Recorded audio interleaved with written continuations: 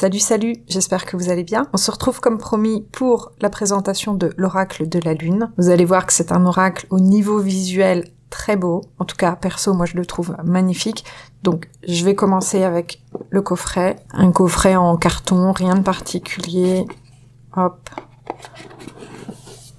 Alors, il y a un livret en français, je précise parce que c'est pas toujours le cas. L'auteur, c'est Stacy DiMarco. À l'intérieur, comme dans la plupart des livrets, vous retrouvez des exemples de tirage et ensuite la description de chaque carte.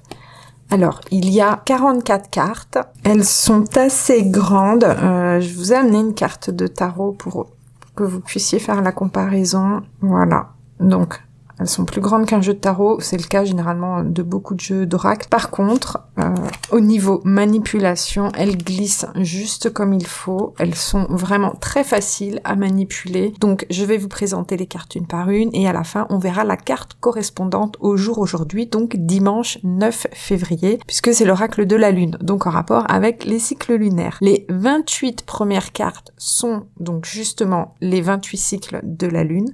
Les cartes 29 à 40 représentent les saisons lunaires amérindiens. Et pour les cartes 41 à 44, ce sont les divinités et des cartes astronomiques. Vous verrez, vous comprendrez quand je vous les montrerai. Alors, on commence avec la première qui est, en toute logique, la lune noire, le vide. Je vais pas vous les montrer toutes comme ça en gros plan, sinon la vidéo va durer 3 plombes. Je vais vous montrer les plus belles. Bon, je vais devoir choisir parce que moi je les trouve vraiment toutes magnifiques. Celle-là, je sais pas si vous vous rappelez, c'était celle de la vidéo précédente. Donc là, en fait, les premières cartes, c'est le premier croissant. L'acceptation, la croissance.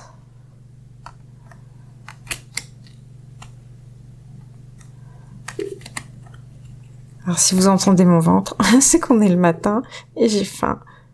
Celle-là, je sais pas pourquoi elle me fait penser au Petit Prince. Donc là, on rentre dans le premier quartier de la Lune. Celle-là aussi, je la trouve magnifique. Bon, je vais sûrement répéter à plusieurs reprises, c'est magnifique, mais regardez vraiment cette carte. Je la trouve trop belle. Les limites... La volonté. Bon, vous voyez que ce sont essentiellement, il me semble qu'il n'y a quasiment que des femmes. Voilà. Mais celle-là aussi est très très belle. Regardez. L'action. Oui, il me semble qu'il y a juste une ou deux cartes masculines, entre guillemets, avec en tout cas un visuel où ce sont des hommes. Voilà, je montre celle-là aussi, parce qu'elle est pareil, sublime. Plaisir.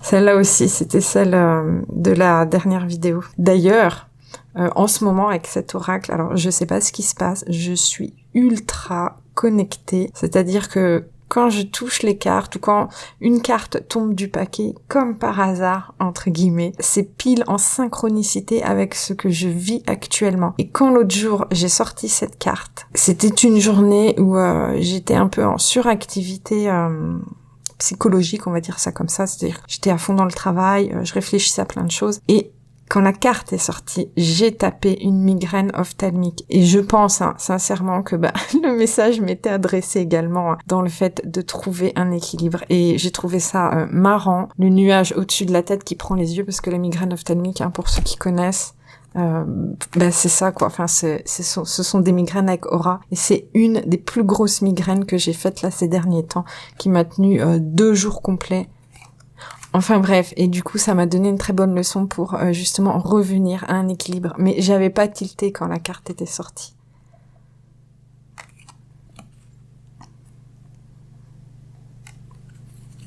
Alors là c'est le dernier quartier de la Lune, donc les dernières cartes 24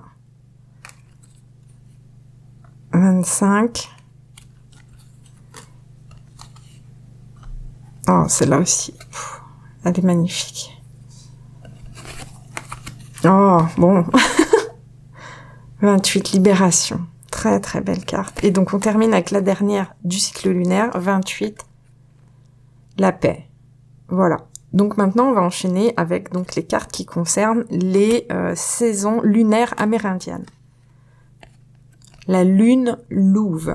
Donc je vais pas toutes vous les... Ah si, celle-là quand même. La lune neige. Pareil, une très très belle carte. Pureté, puis bon, bah forcément le visuel est très épuré, très beau. La foi.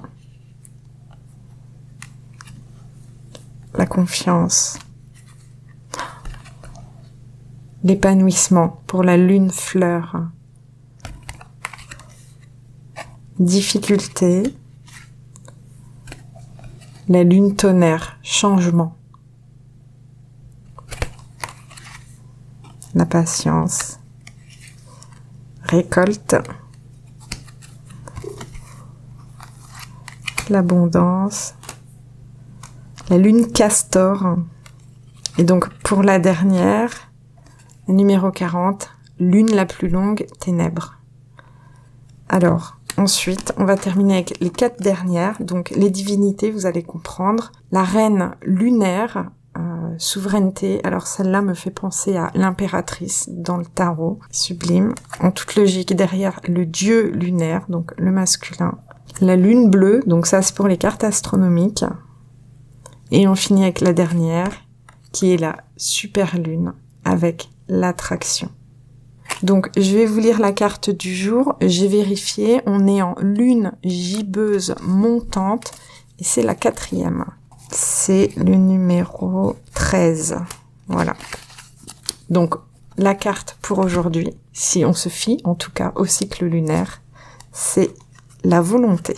Je ne vais pas vous lire tout le livret parce que ça va être trop long. Je vous lis juste l'intro et je vous mets une photo pour la suite. Alors, pour chaque carte, il y a une pierre associée et une phrase clé. Donc, la pierre associée ici, c'est l'hématite. Et la phrase clé, j'ai la volonté de faire les changements dont j'ai besoin. Toute décision nécessite une action pour être effective. Vous seul contrôlez vos propres décisions et votre vie. Vous et personne d'autre. Votre passion et votre volonté détermineront la hauteur de votre succès. Persistez. Vous êtes doué de libre arbitre, ce qui signifie que vous devriez vous concentrer sur vous-même en premier et éviter de placer votre volonté dans les mains d'un autre. Voilà. Donc je sais pas si ça vous parlera. Vous retrouverez le lien de l'oracle en barre de description. Concernant la vidéo sur le magnétiseur, les séances que j'ai faites là, donc je n'ai pas du tout oublié. C'est juste que dimanche dernier, j'ai eu une 3e séance. Parfois, je fais des vidéos à chaud sur certains soins. Là, c'est pas le cas parce que je suis en poussée de maladie. Alors c'est largement gérable, mais on va dire que ça vient un peu